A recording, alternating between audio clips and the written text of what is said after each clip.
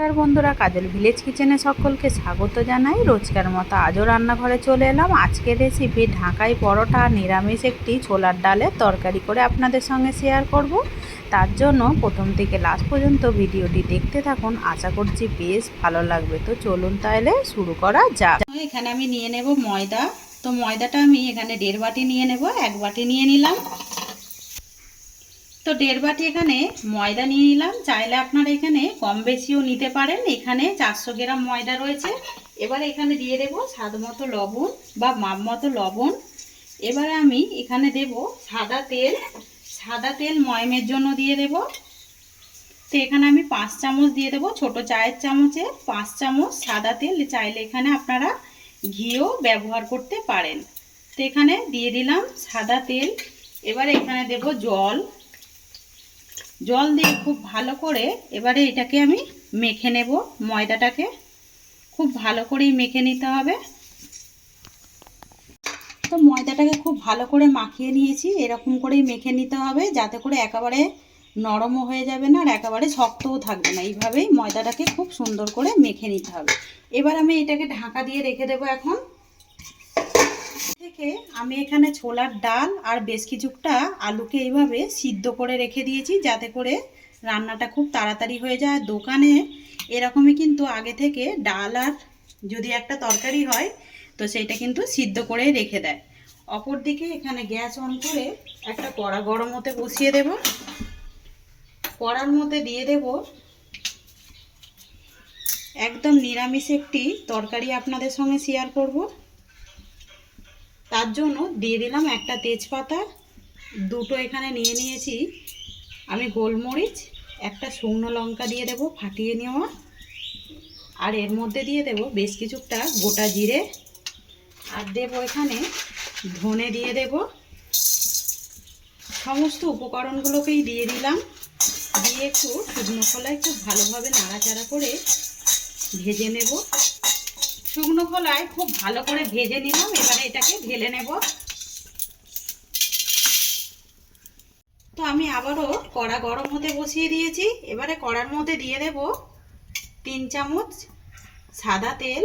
চাইলে এটা সর্ষের তেলেও করতে পারেন, কিন্তু যদি দোকানের মতো টেস্ট পেতে চান তাহলে কিন্তু সাদা তেলেই রান্নাটা করবেন। তাতে করে তরকারি টেস্টটা কিন্তু একেবারে দোকানের মতোই হবে। তেল কিন্তু খুব ভালোভাবে গরম হয়ে গেছে। আমি আবারও দিয়ে দিলাম একটা ফাটিয়ে নেওয়া তেজপাতা, দিয়ে দেব বেশ কিছুটা গোটা জিরে। এবার আমি এখানে ফোড়নে দেব শুকনো লঙ্কা, একটা ভেঙে দিলাম আর একটা গোটাই দিয়ে দিয়েছি। ফোড়নটা একটু ভালো করে ভেজে নেব। ফোড়ন থেকে যখন সুন্দর একটা মিষ্টি গন্ধ আসবে তখনই দিয়ে দেবো এর মধ্যে আদাকে। খুব ভালো করে দেখুন 1 চামচের মতো আদাকে ভালো করে থেঁতো করে নিয়েছি আমি শিলনোড়াতে। আর এই থেঁতো করা তরকারিতে দিয়ে দেখবেন টেস্টটা কিন্তু বেশ দারুণ হয়। এবার আমি এখানে দেবো হলুদ গুঁড়ো, দিয়ে দেব হলুদ গুঁড়ো।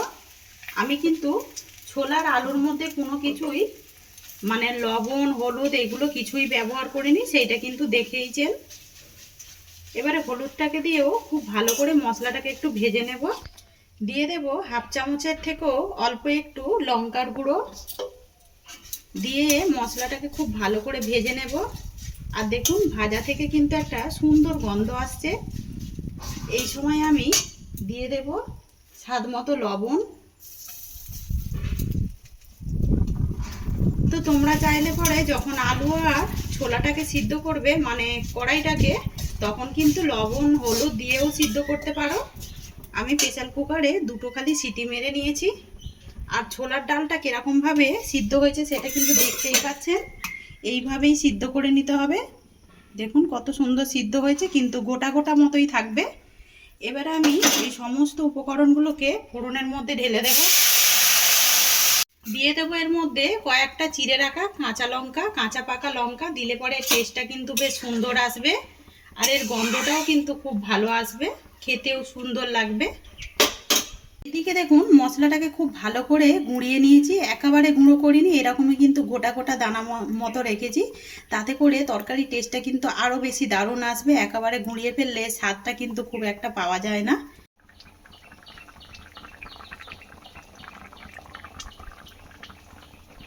তো তো এইখানে খুব ভালো করে দেখুন তরকারিটা ফুটে উঠেছে।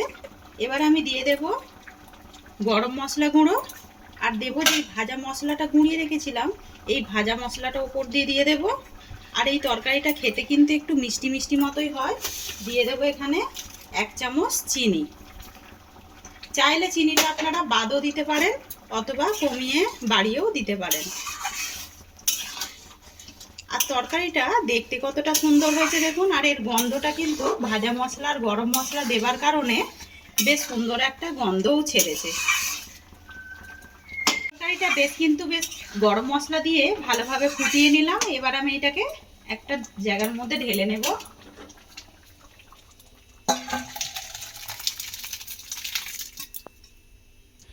তরকারিটাকে নাবিয়ে নিলাম, আর দেখুন একেবারে যেন মনে হচ্ছে দোকানের মতোই হয়েছে। আর বেশ কিছুটা ভাজা মশলা আমি রেখে দিয়েছিলাম, ওপর থেকে একটু ছড়িয়ে দেব। দিয়ে এটাকে এখন ঢাকা দিয়ে রেখে দেব।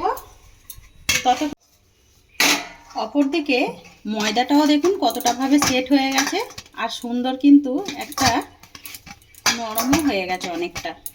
একটুখানি মাখিয়ে নেব। এবার আমি এখান থেকে লেচি কেটে নেব। তো লেচিগুলো ঠিক যেরকম আমরা লুচি করে থাকি সেই রকমই একটুখানি বড় করে নিচ্ছি। সমস্ত লেচিগুলোকেই কেটে নিয়েছি। আর এখানে নিয়ে নেব কর্নফ্লাওয়ার। কর্নফ্লাওয়ারের মধ্যে দিয়ে দেব 2 চামচের মতো তেল।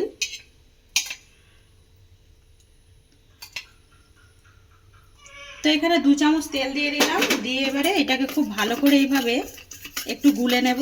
তো দেখুন 2 চামচে কিন্তু হচ্ছে না, আরও 1 চামচের মতো দিয়ে দেব। দিয়ে যেরকম ঠিক আমরা ক্রিমের মতো করি না, সেইভাবেই করে নেব। আর এই দেখুন কত সুন্দর ক্রিমের মতো ফাটার পরে হয়ে গেছে দেখুন। চাইলে এখানে কিন্তু আপনারা ময়দাও এইভাবে গুলে নিতে পারেন, তাতেও হবে। এবারে এটাকে সাইডে রেখে দেব। দিয়ে আমি এখানে একটু তেল দিয়ে দেব। তেল দিয়ে একটা লেচি নিয়ে নেব, আর অপর লেচিগুলোকে ঢাকা দিয়ে রেখে দিতে হবে যাতে করে না ওপরটা শুকনো হয়ে যায়। এবারে এটাকে একটু পাতলা করে ঠিক বড় করেই একটু বেলে নেব। তো এটাকে এরকম পাতলা করেই বেলে নিয়েছি, সেটা কিন্তু দেখতেই পাচ্ছেন।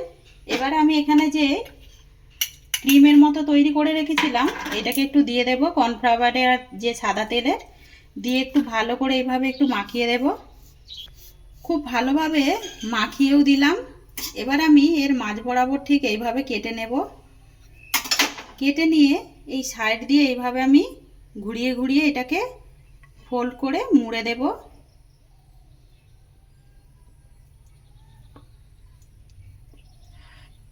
দেখুন এটা কতটা সুন্দর হচ্ছে। এইভাবে কিন্তু একটু ঘুরিয়ে ঘুরিয়ে এটাকে মুড়ে নিতে হবে।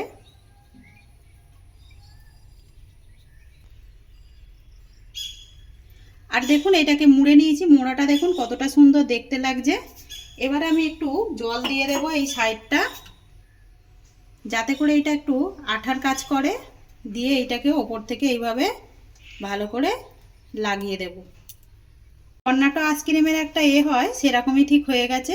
এবারে এইটাকে এইভাবে একটু হাত দিয়ে একটু ভালো করে এইভাবে সেট করে দেব। দিয়ে ঠিক মাঝ বরাবর এইভাবে কেটে দেব।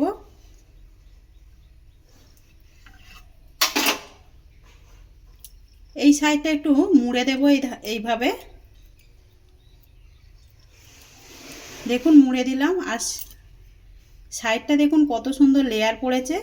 একটু হাত দিয়ে এইভাবে ভালো করে চ্যাপটা করে দেব। এবারে হাত দিয়েই এইভাবে আমি এটাকে ঠিক ঢাকাই পরোটা যেরকম হয় আমরা ওইভাবেই একটু বড় করে আলতো হাতে বেলে নেব।